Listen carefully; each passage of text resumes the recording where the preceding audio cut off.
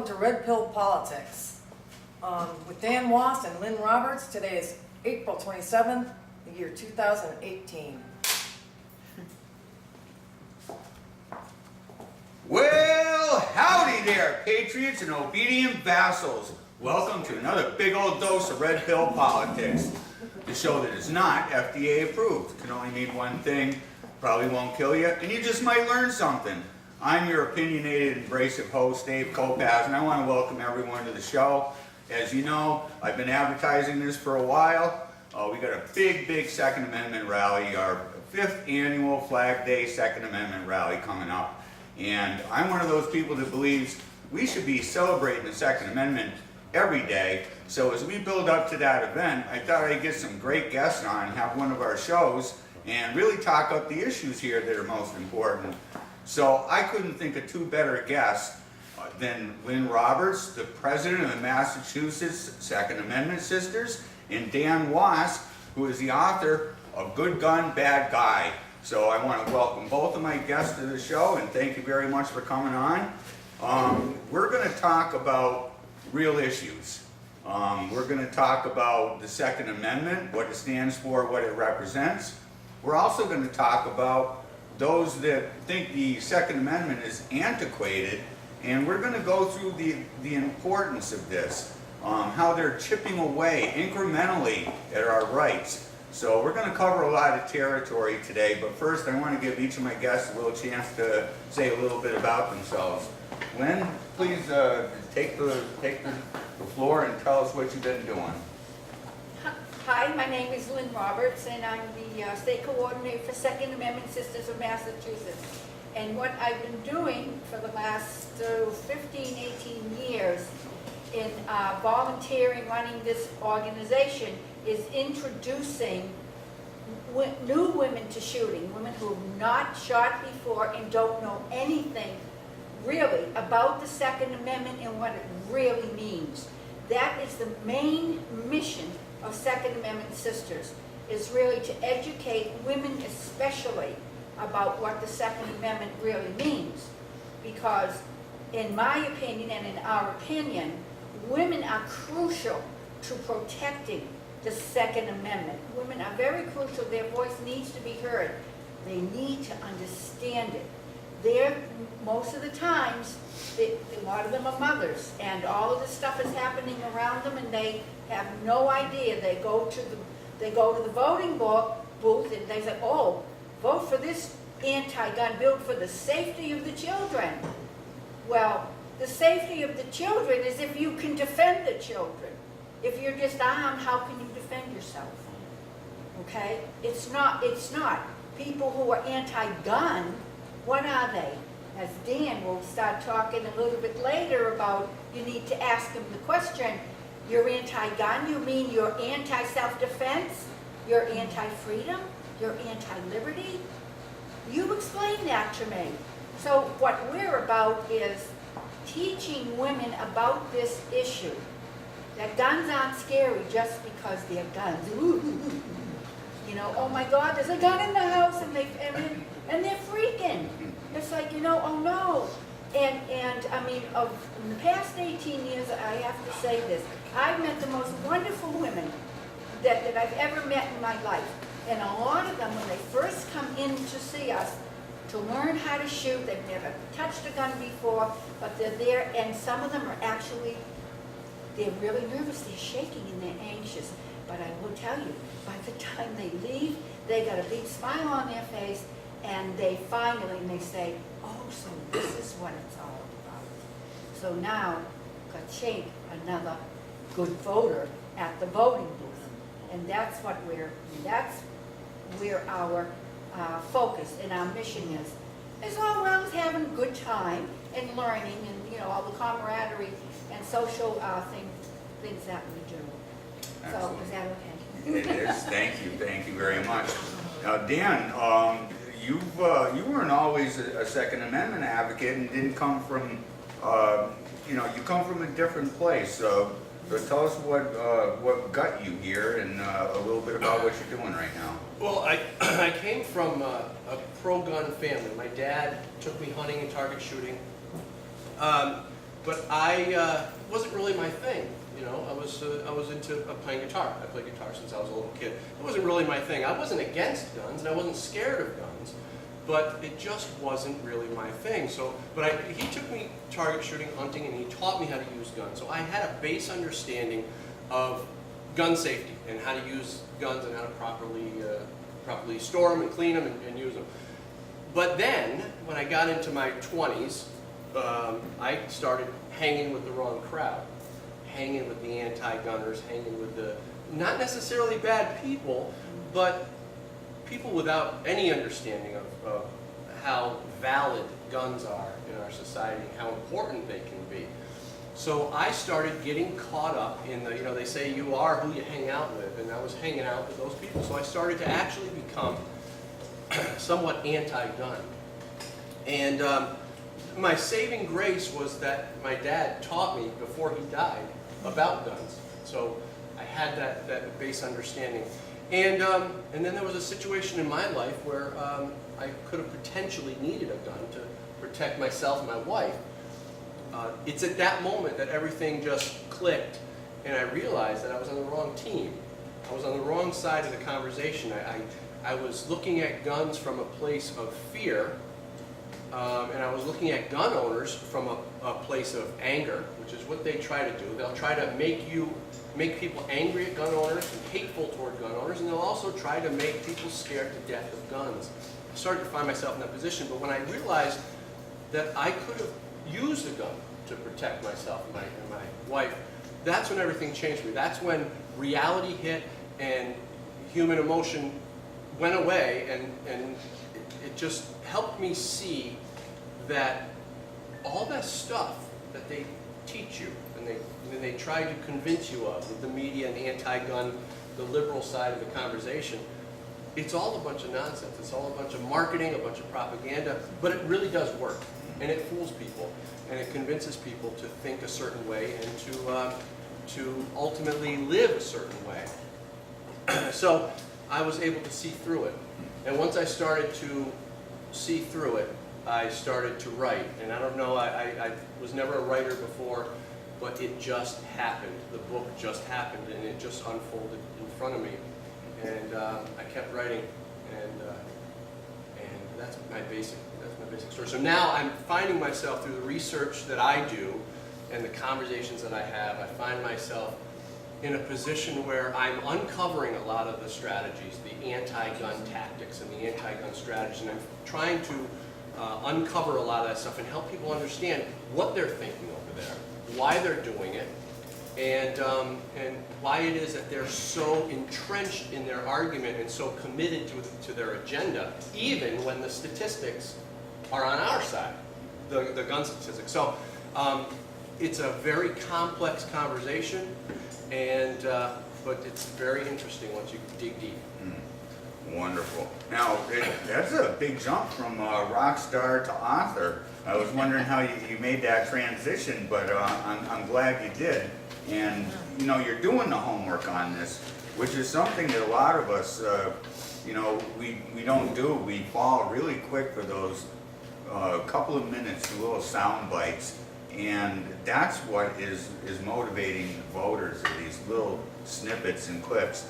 Now, what Dan was saying is that fear and emotion is a lot of what drives the anti-gun movement. Now, as you worked with women, and the tendency for them, as you've already alluded to, is to be a little bit fearful intuitively. How would you describe, what he said, is that obvious? Yes, Did you see yes. that in the women you work with? He's absolutely right. He's absolutely right. Because they come in and they're nervous about it and they're fearful of it. And but after a few moments, it takes some time to make sure that, once they're relaxed and they realize they can do it, and it's not a big boogeyman or the big boogie thing, when they're actually holding the gun. Yeah. Right, because we have them hold an empty gun first, and he learn how to handle it and things like that, and they slowly get more comfortable, but a lot of women come in and they're afraid, they're even afraid to touch it in class, you know, but by the time, so Dan is absolutely, his observation is absolutely right. So for the past 18, 20 years, it's the same thing. We do a big annual women's shoot every year, and a lot of the women come in, and they're all nervous, and they're even standing back and maybe deciding not to join in.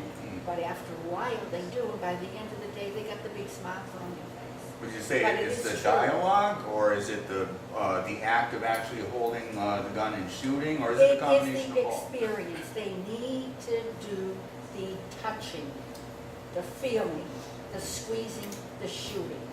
That's what it is. Once they do that, and the other thing that helps, of course, is lots of times, because we just do it with women, and women are more comfortable around other women. So they're more comfortable around women. So they'll be more relaxed, and they'll be more willing to be open about what they're feeling and what they're thinking. And that makes them open, it makes them open to learn and to listen. That's a great thing about women. They will listen, and they'll follow. They'll follow instructions, you know, where I'm sorry, guys, sometimes you guys are, you know, a little bit of a more of a challenge, you know, but it's true. It's true. Once they get their hands on the gun and they fire it and they see that it's not the big bad awful thing that they have been told. You know what, Lynn, you brought up a great thing, a great point, is that when people don't know about something, they're more scared, Right. especially when you have anti-gun propaganda being put in their face every day. Once they get the information, once you learn about something, you get the knowledge, you get the data, that fear goes away. You know, it's like watching a horror movie. I use the example, you're watching a horror movie and you see the girl cowering in the closet, and you see the big footsteps coming up the stairs. You're scared because you don't know what's going to happen. But are you still scared the second time you see that movie? You already know. You already know, that's right, it's the point you made in that first book. So too. it's all about getting the information. Once these people get the information, I've taken anti-gunners to the range, and once they get the information, they learn and they feel comfortable and they feel safe. They don't fear the guns anymore.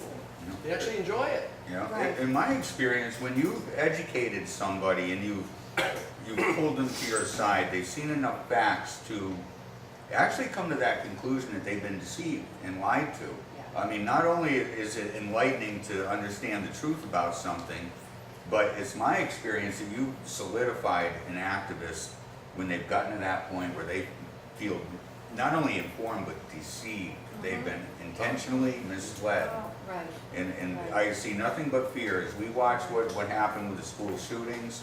Oh. Anytime a politician comes out and they're fixated, you know, the goal shouldn't be how do we minimize guns. It should be how do we minimize the kids that are being killed. Right. All right, that, and when they're fixated on the guns and not the kids anymore, you know, you got a politician with an agenda. That's right. There's a good chance you're gonna miss the actual things that are gonna help the problem. Right. Now, I go back, because I've been harping about this for a while, and I looked up some statistics just on school shootings. And going back to late 1700s, right up to current day, and I looked through, and what I noticed in the very beginning, there was one, maybe two people being shot in the school for many, many, many, many years. And what I was looking for, and I'm guilty, I was, you know, I had tunnel vision. I was looking for a certain trend, and I found it. And that was that as soon as psychotropics and things like that started getting introduced into our Yeah. schools, into commercials on TV, the family units starting to break up. Right. Those things all happened at the same time, and that's when kids were coming in, not just shooting one or two people, but to wreak as much havoc as they could. The secondary pattern that I saw that went from the 1800s to the current day was those 1 and 2 shooters. Those were still happening. These were by and large kids that were horribly, horribly bullied. They brought a concealed weapon on them or in their backpack, and you know, they used it. The bully came after them and they defended themselves. So in a technical aspect, the Second Amendment worked. I mean, it's always sad when someone dies, But this really starts to shed the light on the problem, and it's not the gun, because we've seen the crazy people who, you know, were not allowed to own a particular weapon still went out and got it. So criminals will do what criminals will do. But we've got a generation of kids. When I was young, first thing my father taught me is how to defend myself. He taught me how to fight. Kids go into school now, and they're taught never to engage, not to defend themselves, look for a safe zone, and they're incapable of defending themselves against a bully. It's like the police. That's right. When seconds count, police are minutes away. Same thing with a bully. They're not always going to be able to deal with it. Right. So these kids were shooting the bully. And this happens still to this day. So you've got a problem with MIA dads. I'm out there all the time pointing the finger at MIA dads that do not stand up for their kids. We're seeing that the family unit as a whole is being broken up. So this child is horribly bullied. It isn't like they're going to go home and be given good advice or nurturing or anything. Their home life is bad. They go to school where they're a number, they're a statistic. So we have got to look at all the problems, and in my estimation, it starts with the family unit being broken up, because this not only translates to what we're seeing with the school shootings, but I can track this to other aspects, employability, all kinds of stuff. Our kids are not being raised by good, wholesome parents anymore. They're being raised by the state, and we're seeing the ramifications of that. That's the way I see Being it. raised by kids, some, Yeah. having, Siblings stepping up to raise their own younger siblings. It's awful. yeah, it is, I agree with that totally. The best thing for a kid is having a mom and a dad in the household. We have dinners together when we can. You know, my son's off to school now, but we always had family dinners, Yeah. and we talked about stuff. You'll know if there's a problem. You're right then in real time. Right. And you talked about the gun not being the problem, and it's true, the gun is not the problem. Yet, the anti-gunners will use the scenario gun violence, and they love to push that. But there's no such thing as gun violence. There's human violence. Yeah. And we need to address that and hold them accountable to that lie. Because there was just a study in London had just exceeded New York City in violent homicides. And but guess what? They didn't use any guns. No. They used knives. Yeah. So how can the gun be the problem? It's Yeah. not. It's a human violence issue being masked as a gun violence issue to push an anti-gun liberal agenda. Yeah. And so London now wants to ban Knives. knives. Yes. Yeah. What was And in the it's paper still the other day? It still doesn't get to the Right. cause of the problem. Yeah, Still doesn't. and the problem is really big government. They've gotten in the way a lot. I want to discuss the real issues. Like I said, I think the breakup of the family unit and the bullying in school plays a role. But I almost shudder to say it out loud because I know a politician, great bullying legislation. And that's not really what we need. We need to divest ourselves of so much government. They've gotten in the way time and time again. Right. What can we do as a society to re-strengthen the family unit? So much good can come from that. The gun stuff, it plays a role in the discussion in the schools, only in that the mass shootings would stop almost overnight if we armed half the teachers. If they were armed and trained, look at what happened in New Jersey. One officer heard the shots ring out. He rushed towards it That's right. and killed the man, killed the bad guy. No one else was hurt. Yep. I mean, that is the way this should happen. These crazy people that want to do harm, and they're just so malicious, it's an open buffet. We are advertising potential crime scenes with these gun-free zones. I was just going to bring that up, right, it's an invitation. It's an invitation. You never, ever, ever see a mass shooting at a gun club, No? at a police station, right? At the Army Depot, right? You don't, why? Because people are able to defend themselves in those places. You know, it's the most obvious thing, and I think everybody knows that. Even the anti-gunners know it. How could they deny such a thing when you put a sign up that says no guns and you purposely disarm teachers and staff? How could you deny that reality that that's a perfect place for somebody to come in and do harm, right? So even the antis know this. But here's the thing, they are so locked in to their agenda, they're so committed to that side of the argument that they can't turn back. They can't admit that they're wrong. Yeah, they're Because doubling down they're right now. doubling It's down. all or nothing for them. I think they realize that they may have boiled the frog just a little bit too fast, that if they don't get it through now, enough of us feel something wrong, Yeah. that we may research deep enough and understand that we've been had. We've been had, right, and I just want to bring something out. Education, you've asked the question about, well, how do we change this? You know, how do we strengthen the families? You know, I mean, government, I think, has a big role in that.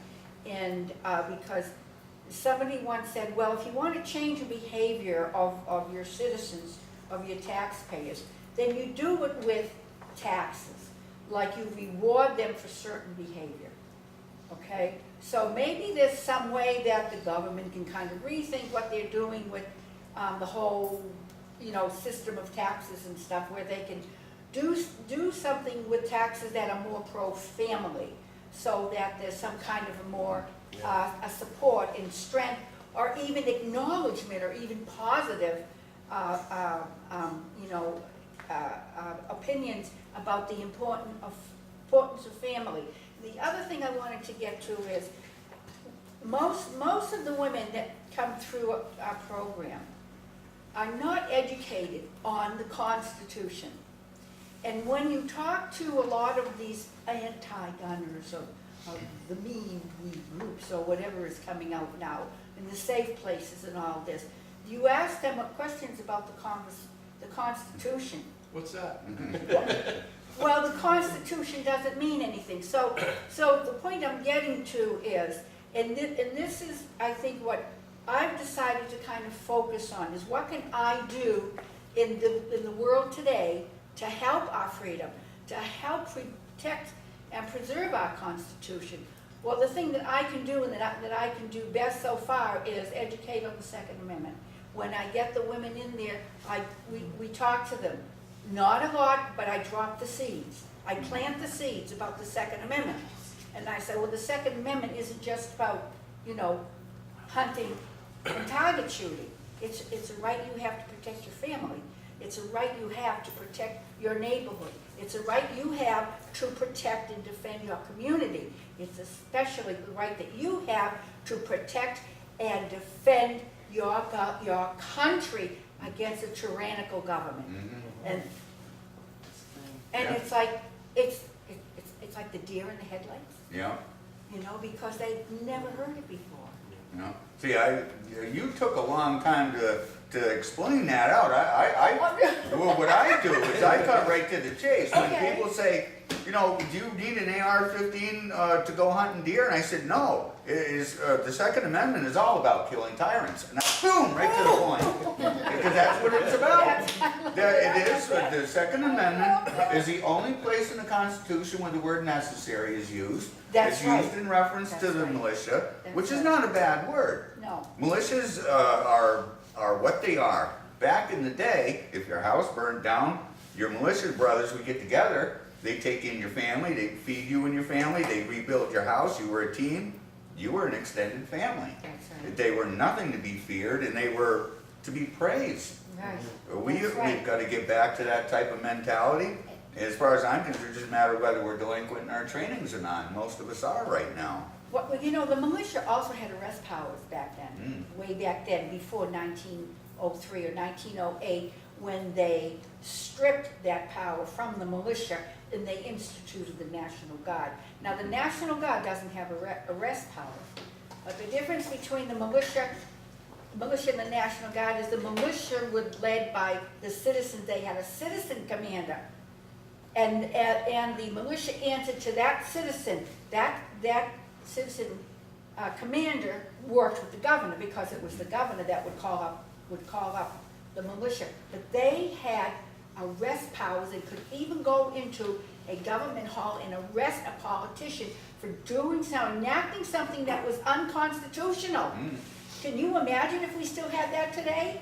Can you imagine what would be going on in our borders today if we still had the militia alive and well the way it should be? That was the safest our border has been in decades, is when the militia was down there patrolling the border a number of years Right. ago. Right. And they weren't out there looking for trouble. They really just wanted to secure the back door of our country. Right. Well, you know, you said something interesting. We talk about what people think of the Second Amendment, and I always use this example where people are being conditioned right now in our society to see they confuse rights and privileges. Yes. The Second Amendment is a right. It's not a privilege, but they're being trained to view it as a privilege. And you know, a privilege, I always say, a privilege is something that's man-made. It can be given, it can be taken away, used as leverage. And people actually think that it's a privilege, this Second Amendment. It's a privilege to own guns. It's not. It's not. It's my right, and Right. that's the problem. Right. And they talk about infringement. I mean, has every politician forgotten what the word infringement means? It isn't that, you know, we can take half of your Second Amendment rights, or, you know, we can take a quarter or 3/4. It's, don't you dare tread on just the edge. Do not infringe upon any part of it. I'm a firm believer that unless you've caused harm, injury, or loss to life, liberty, or property, you should be left alone to self-govern your own activities. That's right. The government is not there to babysit, to socially engineer, to tell me what toys and guns and things I can have and cannot have. They're gotten completely I carried don't away. need another group of people to legislate me and tell me how to live my life. I'm a law-abiding citizen, never convicted of a felony. Stay out of my life. Yeah. Right. And, Yeah. and, Go after the bad guys. Go after the guys who are out there committing crimes, who are out there causing problems in the world. Focus on them. But gun laws, they don't. The gun laws aren't even intended to focus on them. That's the excuse, I believe. Yeah. They're really intended to focus on us. Yeah. Yeah. Right, you know, we are, in essence, we are responsible for our own safety, for our self-defense. We have to have that ability to defend ourselves. If someone comes in and hurts, if we defend ourselves and hurts us, then the police comes in and they take them away and they do what they need to do with that criminal, okay? And we don't have posses anymore. The sheriff doesn't come down to the center of town and say, let's get the posses together, we gotta go get these bank robbers, right? The police, etc., are there to do the things that we can't do as individuals. We can't get on our horses and ride after the bad guys anymore.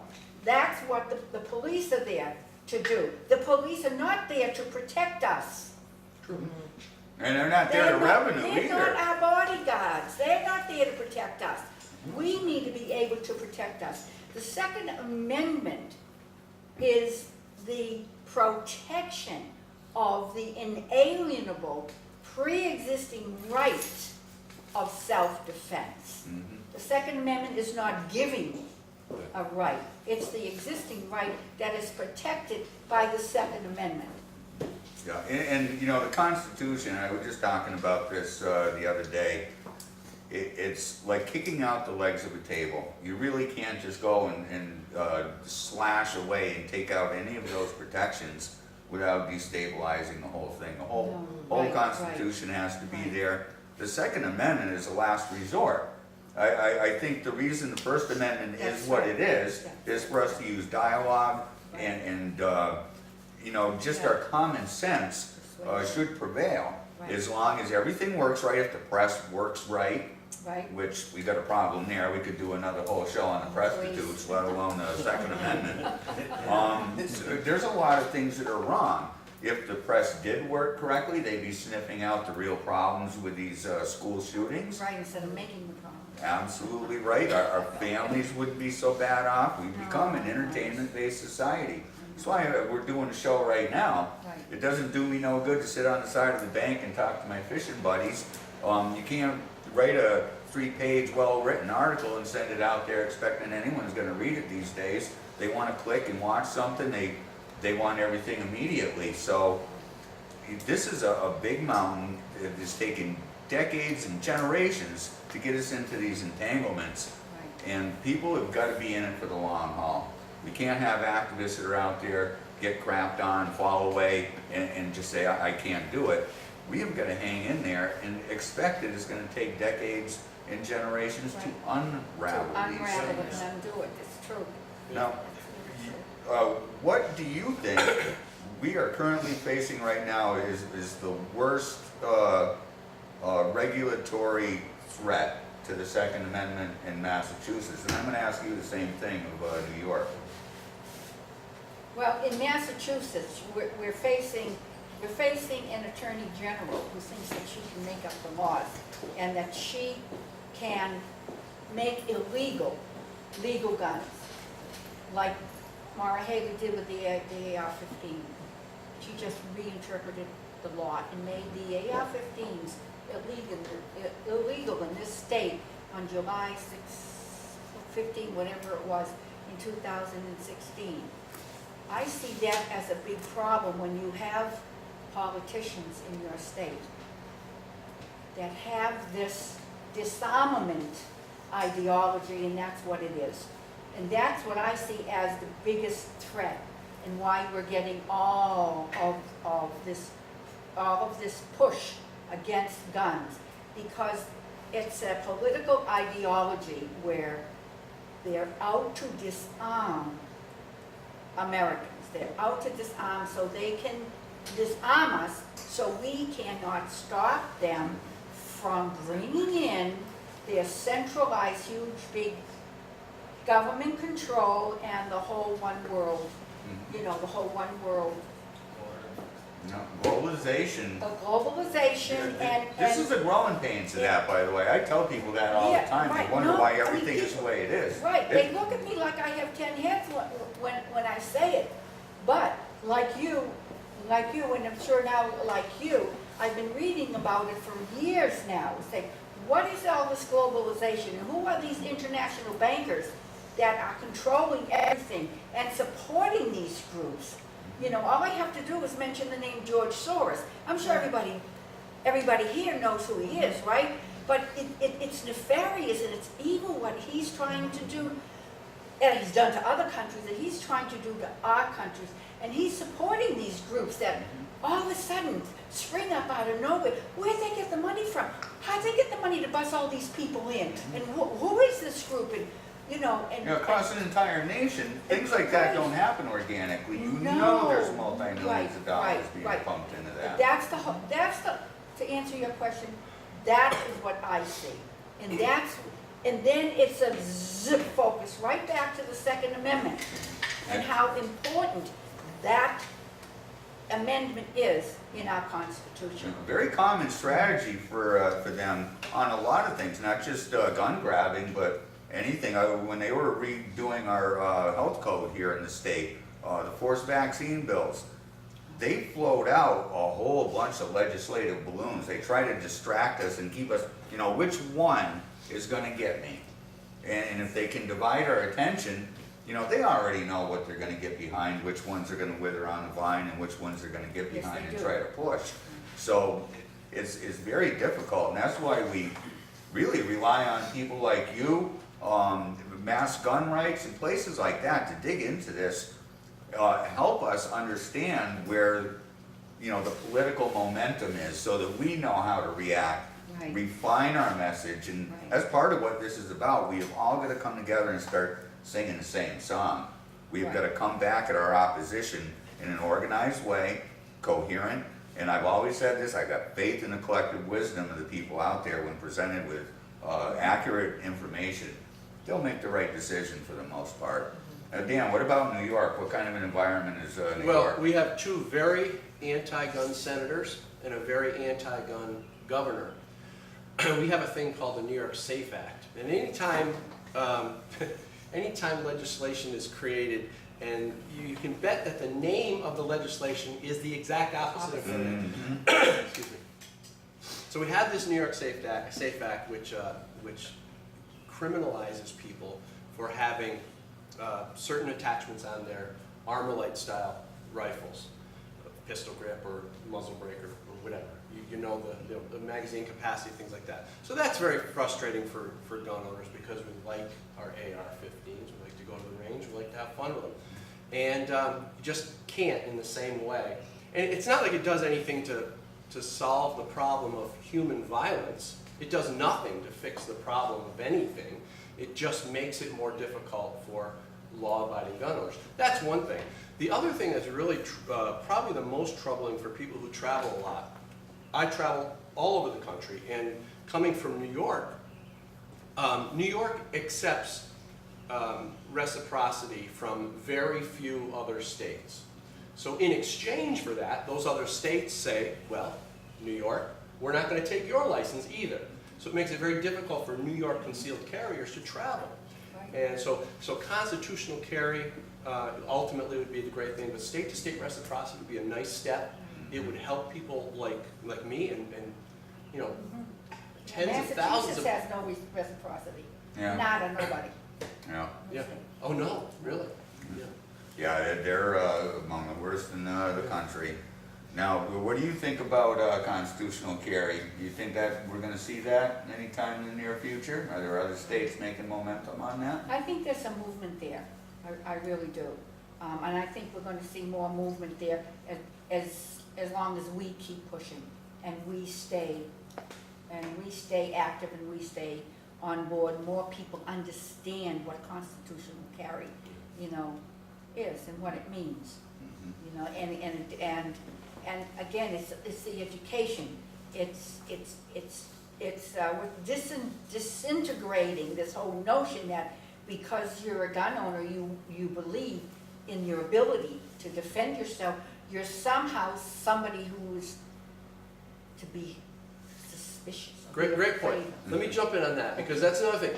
You brought up a great point. We talked earlier about how people are scared to death of guns, people who don't know any better. But they're also very angry and hateful toward gun owners. And they're being programmed and convinced, and repetitively it's drilled into their head that gun owners are irresponsibly and recklessly putting everyone in danger. It's just not true. Gun owners happen to be some of the most responsible, respectful people that I know.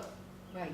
But the narrative won't tell you that. No, they won't, because once you become a gun owner, once you have become a gun owner, your mindset changes. Your mindset changes because now you have in your possession, you do have a powerful tool. You have, and so you develop this sense of responsibility and obligation Become to a make goodwill ambassador for the... right, and to make sure, yes, you do that, but you also, on an individual basis too, you make sure that you don't get into. Yeah. You avoid situations You more of. avoid Yeah, situations. You become, you know, even more polite and more civil, because you know the power that you have to take those people out if they really, you know, are threatening you. Your fear level changes with respect to certain situations that Right. otherwise you would have been maybe more, or maybe scared. Now your fear level changes, and also your responsibility it changes a lot, That changes a lot. and it humbles you. Absolutely, that's a great word, thank you, yes. Yeah. That's absolutely true. Responsibility is the functional word here, I think, because the degrade that I see in the youth, these kids they feel entitled. They think they got liberty to everything that they're entitled, you know, to right out of the gate. Haven't had a job yet, but you know, I get out of high school, I want a place to live, I want Yeah, internet, I want pot, Yeah, I want this, I want that.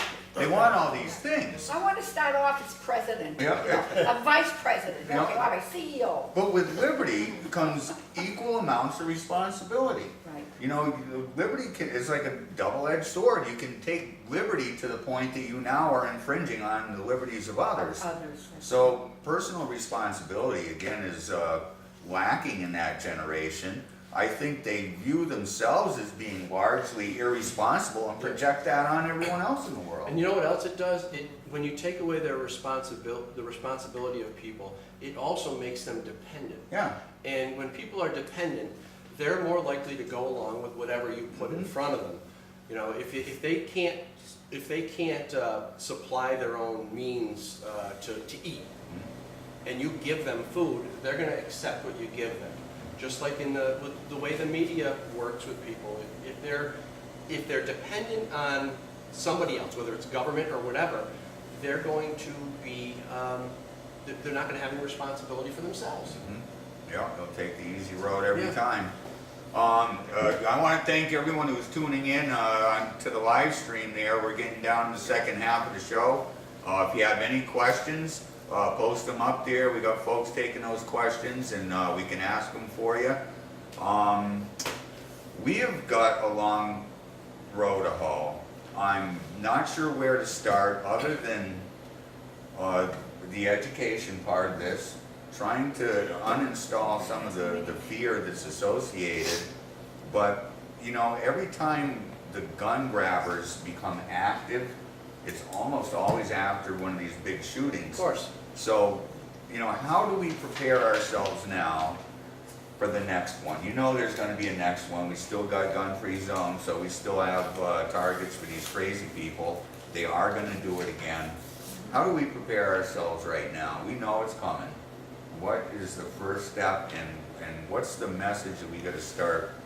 I mean, there's a lot of reasons why people do crazy things. The school shootings are probably, you know, a little demographic of their own, but, you know, we look at Chicago and everything that happens in cities like that, where they've just gone berserk with the gun control, and it's completely backfired. You know, we tell people about that, but they gloss over.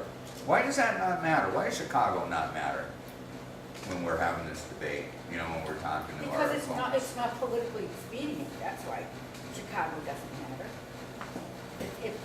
Chicago is a shining example of the failure of gun control and the failure of family and that whole thing. So to answer your question about, so what do we do now? We know it's gonna happen again, unfortunately, and it probably is. So in the short term, what can we do? We have to, and this is, Dan and I were talking a little bit about this earlier. You know, what do? We have to speak up. We have to keep speaking up when we hear terms like gun violence, like you said. No, it's not gun violence, it's human violence. Okay? Stop And using their terms. stop, right. Throw them right back on them and change the term. Change the terms. That, you know, oh, we're pro, you know, oh, we have to do something about, oh, our kids have to be safe in school. You know, well, you want your kids to be safe in Put school? some armed guards in. Put some armed guards in. What are you doing? If they were there, this wouldn't have happened. We have to be more intelligently and civilly and respectfully outspoken about these issues. And because in the short term, that's all that we can do until we can start working on the larger issues, which is what you were talking about earlier, you know, in getting all of the leaders together, getting us together and getting all on the same page and develop an approach that we're all going to be united on, you know. But until that time, we can only do what we can do, and I think it's important to turn it right back on them so that they have nothing to say anymore, because they will have been revealed. They will have been, I can't think of the word, they will have been Exposed? Exposed is a nice one, I like that, you know, but not dismantled. Oh no, you know, I'm over 30. Anytime one of these Discredited, I guess that's the word. Yeah, discredited, yeah, good. That was stretching there for you. Anytime one of these school shootings happens, it's usually a result of bad policy, failed policy. And so there's very good reason to put armed guards, even armed teachers and staff members who are inclined, of course. And that's another thing. The antis want everyone to think, well, you gun owners, you want everyone to have a gun. Everyone down to the lunch lady. And that's not what we want at all. We want people who are inclined to carry, who are trained, and who feel comfortable doing it. So that's a good thing. They see it as a scary, bad thing, but it's really a good thing. So what I like to do is put it back on them. Anytime they say, the cause is a gun, it's not. It's something else. Go 1 or 2 layers deeper. If it wasn't a gun, look at the person. First look at the person. So now we're looking at the person and saying, well, here's a person with violent tendencies, obviously. He's violent. The gun didn't make him violent. The gun didn't cause him to be violent. The gun didn't make him angry or make him anything. The gun was just a tool he used. Like I said, in London, they're using knives. We need to focus on the behavioral part of the equation. We need to focus on the people. We need to focus on what's causing them to act like this, to have such little regard for life. There's something wrong with it. One of the loudmouth students in this last shooting, she was the one that was one of the most adamant against guns in general. Later came out and admitted that she was the one that was bullying the kid that was the shooter. They themselves are part of the problem. If they can't have a little bit of heart and compassion for someone who might be a little less fortunate, and then just want to burn the house down when they go crazy and kill somebody. I was never the most religious guy, but you take God out of the family, and this is where a lot of these problems. And I'm starting, as I get older, I'm starting to really understand this. It's an important piece, and when you're kind of trained to not believe in God or not believe, it sets you on a path that it seems to set people on a dangerous path. Well, undeniably so, because we've got a blurring of where as far as an understanding of where our rights come from. We got young kids now think rights come from government, and they don't. They're bestowments of God himself, and not government. Government is a great way to turn a right into a privilege and a dollar into 30 cents, almost every time. So they've got to acknowledge where these rights come from, because it is underpinned a lot of other things where you'll see that we need work as a society. Right, I did a presentation one time at a college in Brookline. It was in Brookline, Mass. Pine College, or I forget the name of it now. But anyways, it was a whole group of these college students in the room, and the topic, of course, was the Second Amendment. And what I remember from that talk was they were all against the Second Amendment. Of course, I knew it when I walked in the room. I knew what I was getting myself into. Because they were throwing out all the statistics about children. Oh, you know how many children are killed and all this kind of stuff, right? And then this one college student just threw out and said, yes, we can control the guns. We can do this because after all, she said, your Second Amendment. She says, it's a privilege, just like your driver's license. I said, no, it's not. Your driver's license is a privilege, and the government can control that and take that away from you. Your gun rights are your inalienable, your inalienable rights. It's not given to you by government. And she just stood. Yeah, well, they try to position the Second Amendment as a privilege, and they try to position, while simultaneously trying to position abortion as a right, the right to choose, right? So at the same time, they're always trying to. Yeah, so we don't have a right to choose a gun to defend ourselves, huh? Right, so according to them, you have the right to choose whether or not to kill an unborn baby, but your Second Amendment right to defend yourself, well, that's a privilege. That's something that we need to regulate. So, Look at how the two things just blended together just not too long ago. Yeah, there we Who go. had the big right to life thing rally there? Planned Parenthood. Of all the organizations to head up a right to life A right to anything life. Oh my is the God. ones that butcher and Oh, part the right to out choose. the children of this country. I don't remember seeing abortion in our Bill of Rights. No, there it is. No, in fact, yeah. Thou shalt not What- kill, what- I think What I does the remember Declaration reading once. say? The right to life, liberty, and the pursuit of happiness. Yep, Right? exactly. And we've gotten a long ways away from that. Now, Dan, you've got two books here. Your first one, you came out 2 years ago. You spoke at the Second Amendment rally. You came out with Jan Morgan, who I think wrote the forward for this. Yeah, didn't it's looking she? forward to both For books. both of them. This one here, Good Gun, Bad Guy, Behind the Lies of the Anti-Gun Radical. What would readers pull out of that book? Well, thanks for asking. Great book, great read, great read. My little self-promote. Good Gun, Bad Guy talks a lot about the mindset of the anti-gunners. Talks about the strategies and the tactics that are used on otherwise good people, people who just don't know any better. And I talk about the difference between the anti-gunners and the anti-Second Amendment radicals. The anti-Second Amendment radicals know exactly what's going on.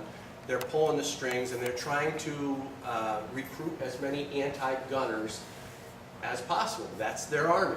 Those are the people who are out with the picket signs, and those are the people who are doing the dirty work to support the anti-gun agenda. So Good Gun, Bad Guy is primarily about the mindset of the anti-gunners and the anti-second radicals.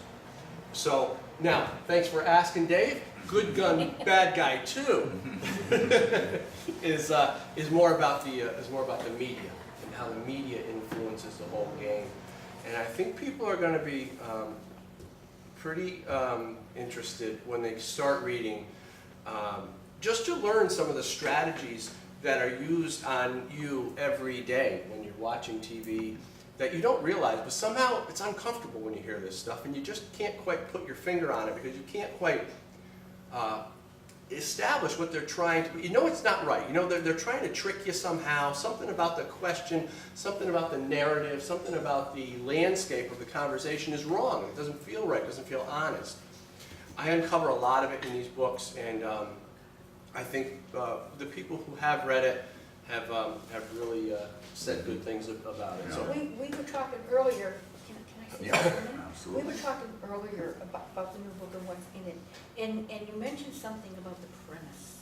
oh yes. Maybe just give them a little Well, tease on that for the book. okay, so an example would be, Dave, because guns are dangerous, don't you think we should do A, B, and C? So Dave's going, okay, well, should we do this or not? Should we do A, B, and C? Your brain automatically goes into problem-solving mode, right? Because that's what we do. We solve problems. Our brains solve problems. But you're solving a problem based on a false premise. Because guns are dangerous, don't you think we should? So the question often sets you up to play ball in their court. And what we need to do is we need to understand that that's what the anti-gunners are doing. That's just one of many strategies that they talk about. Yeah, they present and orchestrate the range of possible solutions. Right. They Right. pigeonhole you. Yeah, they pigeonhole you. Right, as if you accept the premise. Right. And we don't accept the premise, but the way Well, they, that's why it's so the way they uncomfortable. frame Yeah. the Now, question would is. you rather be shot in the well, left foot or the right foot? Right, right. I don't wanna be shot in the Oh, foot. so I'm agreeing that you're gonna Right. sue me? You know? Yeah. Now, the media plays a role in this like they do in everything. Yeah. They really have become masters. Those that went to the rally last year, we had Sheriff Joe Arpaio out. And a few newspaper clippings were available. He made news out here, of course. And I did my darndest to try to control the narrative while the press was here. In fact, I dragged them right up on stage and they all called and wanted to interview me. And my security guy, once he had him coagulated up near the stage, I called him right up there. I stopped the show, called them up, and made them interview me in front of 300 people. Yeah. So if they were gonna lie, they were gonna lie to more people than me. Well, they couldn't. You know, I spent the day up there asserting the right, telling people do what you do with love in your heart, because more than likely you're gonna succeed if you're doing it out of love rather than hate. But you know, in the papers, the only thing they could do to us, and it's funny, my aunt clipped one of these newspaper clippings out, and she wanted to get the whole thing, the picture and the article and everything. And I looked at it, and I go, absolutely deviantly clever.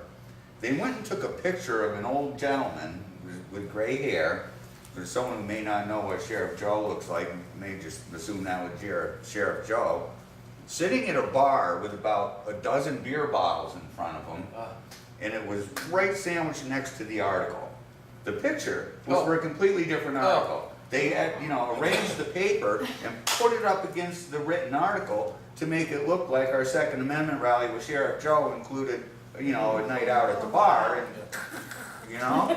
So, that's all they could do though. Right. But they are out to get us. They are not gonna give an honest representation of the activity, whether it's hunting, an honest discussion on the Second Amendment. We got a lot of press problems. Well, then the narrative, I'm sorry, I didn't mean to interrupt. The narrative is the most important thing. That's the thing that influences society. You know, whether it's true or not, it doesn't matter. It influences people because that's what they see every day. Then if the narrative says, you know, I used this before, all red cars are faster than all other cars. Red cars are faster than all other cars. And you're told that every single day. Red cars are faster. Red cars. From the day you're a little kid to the time you grow up. Well, at some point you realize, logically, that red cars really aren't faster. They're not building more horsepower in red cars. But that's the narrative. That's the landscape you were raised with. It's in the back of your mind. Somehow you think. So you go and you're buying a car. You want a safe car for your family. Now you got 2 little kids in car seats, right? Are you going to buy the red car? Because you somehow subconsciously you might think that it is actually going to be fast. So it's a silly scenario, but it's true. The way they set the narrative, they can make you believe anything. So Maxwell House, good to the last drop. Is it really good to the last drop? I mean, do we really know this? You know. And you deserve a break today. Right. Or I'm loving it. Go to McDonald's. Are you really loving it? I mean, it's not that good. Yeah. Well, they do. They get out there, they repeat it over and over and over again. They get celebrities and all kinds of fancy people up there, and they repeat it. And it does. It soaks in. And, you know, we've become very lethargic and apathetic people. I remember, you know, reading in the history books, and I could just imagine that at the time, back in the days when things were settled, people had a thirst for information. They met at taverns. They engaged each other in real meaningful discussions, and they pursued information aggressively. Now, I mean, the internet's a great thing, and it could be an incredible tool for what we're doing. But at the same time, boy, yeah, I mean, they're not researching the right things. They're going online and playing games. It's unbelievable. You know, we need soldiers. You know? We're being censored on Facebook. Yeah, and watched and monitored, and you know, that's a problem. When we do go out and try, you know, nonviolent activism, you know, the powers that be want those guns so bad. You know, they come after us in every way. We look at Facebook, YouTube, all of those popular ways of communication, and we're being filtered horribly right now. The good news is, the last 2 years have brought me around the country meeting a lot of people, and I can tell you this, that there are patriots, strong patriots across this country, people who are really committed to preserving our rights and respecting our Constitution and helping other people understand it. So the good news is we're not alone. There's a rising swell of people who are patriots in this country. They're getting pinched, and you know, people wake up sometimes at different rates. sadly, they gotta Right. get pinched and lose something Yeah. many times. Right. I hope we're getting to that breaking point where, you know, they've seen their neighbors and loved ones lose enough that they get out there and join us on this. If we got anyone I have a collecting. question. Yeah. How can we change the narrative when somebody hits us with, you know, a slick, Oh, Question. one of the slick ones. yeah, how can we change the I narrative? always think it's fun and it's helpful to put them on the other side of the question. So when they ask you a question, well, statistics show that, you know, gun violence and blah, blah, blah, the idea of questioning their statistics, questioning their source, Right. will put them on their heels a little bit and help you gain a little bit more of the conversation. Ask them to show me where it says that. Exactly. Yeah. Yeah. And when people try to like we were talking about this earlier. I think we used the term assault weapon. You know, it's a horrible thing because it came into the conversation in the 90s when anti-gun politicians, Dianne Feinstein and her ilk Yeah, started bringing it in the conversation. Now they use that term all the time. Now assault weapon. I'll go to the range, and gun owners are using the term. It's ridiculous. terrible. It's not But- even a real term. But when they use that term assault weapon, they don't know what it is. And so a lot of times what I'll ask people is, well, since there's such a vast number of definitions of assault weapon, some people will say it's a semi-automatic, some people say it's an automatic, it has a pistol grip, it has a muzzle brake, it has a scope, it has a magazine capacity of 10 or whatever. Because I don't understand what an assault weapon is, Mr. or Mrs. Anti-Gunner. Just so we're on the same page, would you define assault weapon for me? Go. Put it back on. Yeah. And they don't know how to define it. They don't even know what they're talking about most of the time. And but the problem is we passively accept this barrage of anti-gun rhetoric and propaganda, and we take it because we're the passive ones. We're not the aggressors in this. You know, we didn't start this battle, but we'll engage if we must. And I think now we're starting to engage. It's in conversation, and we're putting them back on their heels a little bit because we're questioning them. Yeah. We're turning the tables. You know what's both good and bad is what happened just recently with the bump stock ban. You know, the good is that only 4 people turned in a bump stock or a trigger assembly. And the bad news is that 4 people turned in a bump stock trigger assembly. So, you know, That's right. shame Right. on Shame you, on 4 them. people. I mean, we've got to have some backbone. What are they going to do? You men and women in fancy suits and fancy hats, they take a vote, they write it down, they publish it, they have the prostitutes blasted around. Well, what if we say no? Yeah. I mean, how many millions of guns are there out there, and what are they going to do if the good, law-abiding Just citizens say no. just say no? Well, civil disobedience, honey, you know, I mean, maybe it's time. But you brought up, you know, an interesting, you know, point earlier when you're talking about we're not the aggressors. And that made me think right away of one of the reasons that we're in this difficult situation now is because in the past, we've held the position that, look, just leave me alone. I just want to live my life. Yeah. I'm not going to bother you. You live your life the way you want to live. You leave me alone. So we've always kind of stayed quiet and stayed in the background. And it's kind of allowed us to be overrun because we weren't pushing back way back then. You know, when And I've often said that, you know, a lot of that demographic of people are more conservative leaning, and Yes. because of that, they're not the ones out there wearing funny pink hats and Right. screaming and yelling and going crazy. They're more reserved. And, you know, that's worked against us.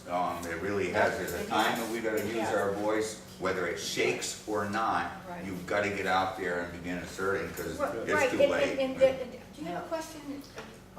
Sorry. you guys were very heavy in conversation. Well, I had a really big question. It's like, in very simple, plain English, it's like, who is the militia? What does the militia like consist of, and like, how do we know all the other fine details of it? And just, you know, us as Americans, like, what is the militia, and like, what does it break down to in the simplest terms? You know, it's I was really really been curious. blurred because as Lynn Because that's what referred to I'm feeling the earlier, same way. Like, the- the National Guard is now considered our official state's militia. You know, at the complete control and behest of the governor. They spend a lot of their time over in foreign lands. They're guarding the Right. wrong lands, first of all. But you've got, it's a very detailed discussion about regulated and unregulated militia. There's a difference there. I think it's a sentiment. It either lives in you or it doesn't. It scares most people, and it shouldn't. Do you think we'll ever see a revitalized militia? Well, I would hope so, but it's going to be very difficult because there's so much we're dealing with now. You know, and to get the people to understand what the militia is really all about, I think would be a hard chore. But to answer your question, the militia today is really the quote unquote, which really, it isn't really real, but it's the unorganized. We're all part of the unorganized militia. So pretty much, we the people, like, We, as the people, are We the are. quote unquote unorganized militia. But we don't have any power. We don't have any authority. We don't have the ability to do anything.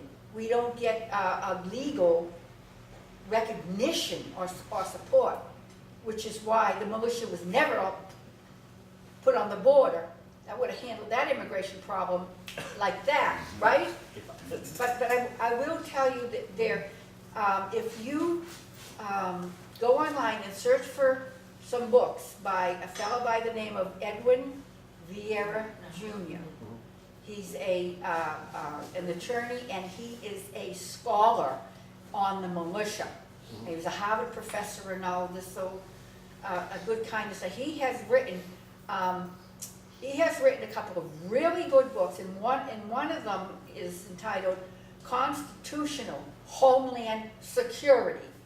And in that, it's all about the militia and how the militia existed even before the Constitution and the Articles of Confederation. That was how the law, law and order was kept, because it was the militia, it was these men in the cities and the towns that when everything happened, they got together.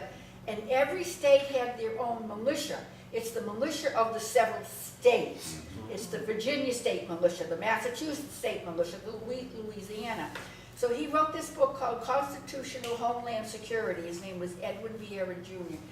And in that book, he tells us how to reconstitute the militia, what needs to be done in order to revitalize the militia. The other source that I suggest that you look at is you go on Facebook and you search for Daniel Vincent McGonigal. He is another expert on the militia, and he's always posting things about the militia and about what we need to do. Yeah, he's right in Boston. He's a student of Edwin Vieira, too. Yes, he is. And that was right. a perfect segue, because I promised that I was going to give away a copy of some of my shows, and wouldn't you know, it used to be an hour show, and it's all I had. I called up Dr. Edwin Vieira one day to do the show. I look up at the clock, and it's like an hour and 40 minutes gone by. I say, well, we're doing a 2-hour episode today, I guess. So, right here, Thank you, sir. 2 hours Edwin Vieira. I was hoping for the pink page, but I'll take it. Let's just play. Well, here, I tell you what, since you get a free CD, I want you to model these, because before we Really? finish the show, Well, slip those right on, we're gonna show everybody. All right, did we get any questions from the streaming audience? Is there any other, It keeps dropping. is there any other questions that anyone has for the Oh my guests? gosh, look at that. I have another monster. That's happening. Good times. Good job, Chris. Yeah. Yeah. I work at a Represent. facility, where they have, a drill in case, an active shooter comes into the Alright, that's a little building. weird It's now. it's a facility with 30 women, and I feel unsafe in this house, okay? What can we do to get things changed? I mean, really, okay? I mean, it's, I get a lot from every book I read, but I still want some change. I want things to actually change. So what do we do? I don't feel safe in the house that I work at. Guns are not allowed, but I'm gonna tell you, I carry. Even though I'm not supposed to. I would always say that the narrative has to change and society has to change. The way we think about guns has to change, and that's going to take a while. You know, But I think in a person's position like this, do you sacrifice your right, give it up, or do you assert that right and protect yourself? I mean, there's people that are left with that decision every all day the when they time, go all to the time. work. Yeah. Myself, I won't acquiesce. I protect myself always. What's that saying? I'd rather be judged by 12 than carried by 12? by 6. Yeah. Or carried by 6? Yeah. Pole bearers. Yeah. That's a good one. Amen. No, for sure. Well, this is, hour flew by fast and think we've already Can I gone say one over more now. thing? You absolutely can. On your book, I just want to add something about your book. You have all those statistics in the back of it. There's an amazing amounts of statistics in the back of this book. The other thing I also wanted to bring up, the CDC recently discovered, Oh, yes. you want to No, you go. talk? Go ahead. No, but you understand, No, You're go starting ahead. to start. I'll jump Okay, in. I'll jump in. Oh, you jump in, okay, because I'm bad with statistics, but there was an announcement a few days ago that the CDC, the Centers for Disease Control, that, Yeah. does all these statistics on homicides and murder, blah, blah, blah, and blah, right? Now, for years, there's been this, there's butting of the head between statisticians about how many defensive gun uses there really are, okay? And the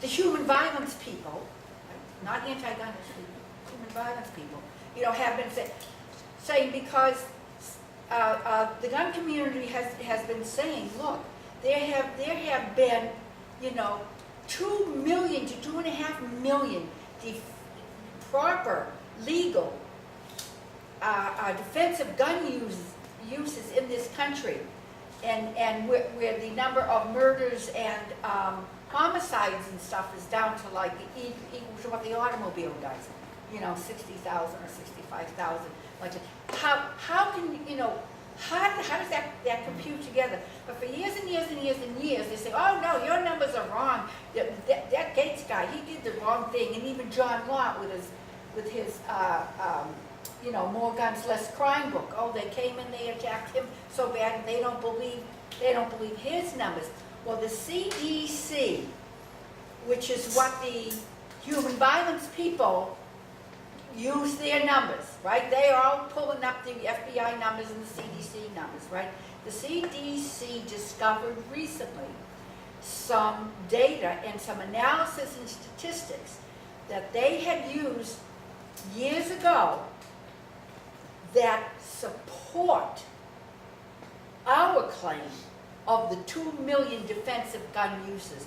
And they just, am I right? Exactly. They just did, so we're right about that. 2.46 million times on average a year. This was the study that was done in the 90s. They did a study from 96 to 98, I think it was, and the results never made the light of day until now, which showed that self-defense gun usage was used on an average of 2.46 million times per year. Now, this doesn't mean that people are killing people. This just means sometimes the mere presence of a They're gun just telling them will armed. deter Yes. a crime. Or they just brandish it Yeah. and You the know? bad guy runs away.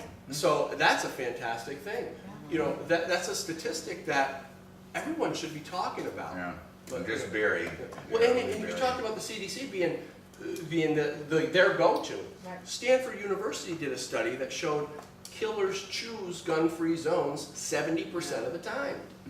And of the other 30% of the time where crimes were committed in areas where guns were allowed, a third of those were stopped by guess who? A good guy with a gun. Good guy with a gun, right. Yeah.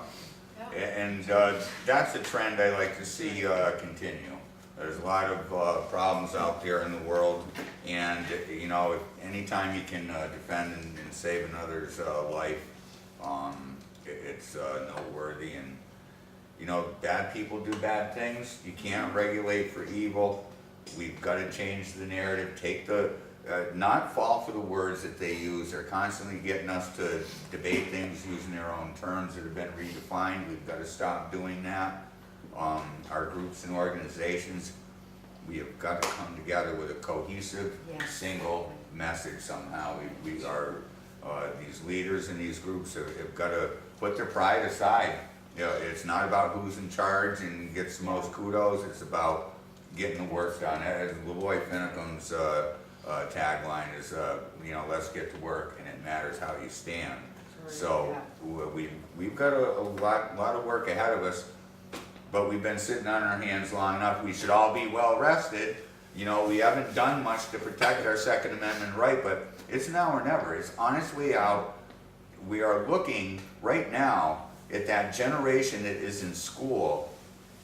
That's going to be the generation that's going to give us away. Getting brainwashed.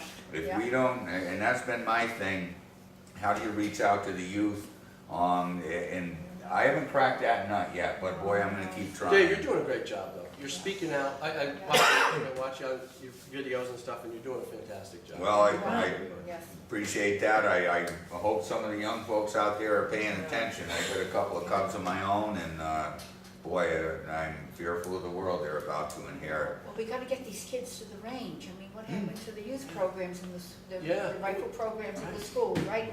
I We used gotta to bring my start- shotgun to school right in the back window of my truck when I was in Yeah. high school. I've taken my granddaughters, one of my granddaughters, how many grandkids do we have? 12?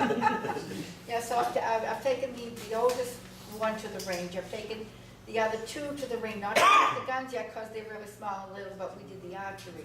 But the thing is, you start getting these kids, you bring them to the range, and then they go back to school, and they're all talking about it. So They got those phones and selfies and pictures now to share around, Yes, right? and my granddaughter, I took a picture of my granddaughter, she said, she's talking to everybody in school about the fact that she went to the range with a grandmother, and she knows how to shoot a rifle, and they were all like, you did what? You did what? Oh, yeah. Can we go too? Can we go too? I said, yes, anytime they want to come, we contact their parents and we'll go down. Excellent. You know, but that's the thing, we gotta start focusing on getting the teenagers into the gun range. I'm sure this gun range has a youth group like it. I know Braintree Yeah. Rifle Pistol has a Friday night, Yeah. youth. There is an outreach to the young people here, and a lot of the clubs are doing that now, and I'm glad to see that. Yeah. Well, you do some very good work with the ladies out there. What's your website, and how can the mama bears get involved? The website is the number 2, the letter A, 2A Sisters, MA, meaning 2A Sisters of Massachusetts. So it's the number 2A Sisters MA.org. That's our website. And you just go onto the website and send me a little message, and I'll get back to you and tell you about how you can get involved with us and what we're We doing. got the classes and Yep. stuff going Yep. on, and they'll be Yep. able to hook into that. Yep. Now, Dan's got a couple of books here. There's that Good Gun, Bad Guy, Behind the Lies of the Anti-Gun Radical. That's the first book. And Good Gun, Bad Guy 2, Destroying the Anti-Gun Narrative. What's the website where folks can get these at, Dan? goodgunbadguy.net or goodgunbadguy.com. And on there, there's links to the blog, lots of articles. I'm always writing articles. And there's a media page where you can see all the lots of interviews and radio interviews, NRA TV interviews. And So the media page is really good. Lots of photos of, you know, book signings and fans and friends. And so goodgunbadguy.net, goodgunbadguy.com, or search Good Gun Bad Guy on Amazon. Excellent. Now, you're going to be coming out again this year for the rally. Is Yeah. there, you know, give the folks a little hint of what you might be talking about, or are we going to save that as a surprise for the day? We'll talk about guns and stuff. Guns and stuff. Yeah, and I promise to try to be lively and not let y'all fall asleep. It's going to be another great rally. We got the Bundys, Anthony Ryan Bundy coming out. Larry Pradigan from Gun Owners of America. He's come out every year. He loves the event. Sheriff Richard Mack. And we got some great, your friend Christopher Pinto Chris Pinto's gonna from be Mass there. Gun Mass Rights Gun is going to Rights, be yep. out again. Yep. So it's going to be another great show. Yep. If anyone out there would like to help out, this is a big event. This here is a fundraising show that we're doing here tonight. It's too bad y'all couldn't make it, those of you that are watching. But if you do want to contribute and help out, feel free to, you know, just write a check to the club here and earmark it to a rally so they know how to handle it. No one here is getting rich. It costs a lot of money to put these events on, fly these folks out, provide them lodging, and get them back home again safely. So it really is a group effort. It's your rally. I just happen to be the instigator of it. Lynn, thank you so My much for coming pleasure. on the show. My It's pleasure. always a Thanks, pleasure. always. You're not afraid to yell and wag your finger. That's why I like you. Dan, thank you so much for coming down from New York to help us out. Thank everyone who came out for the show tonight, everyone who's watching back there. As always, do what you do with love in your heart. Fly your flags high, keep your powder dry, and we'll see you on the next show.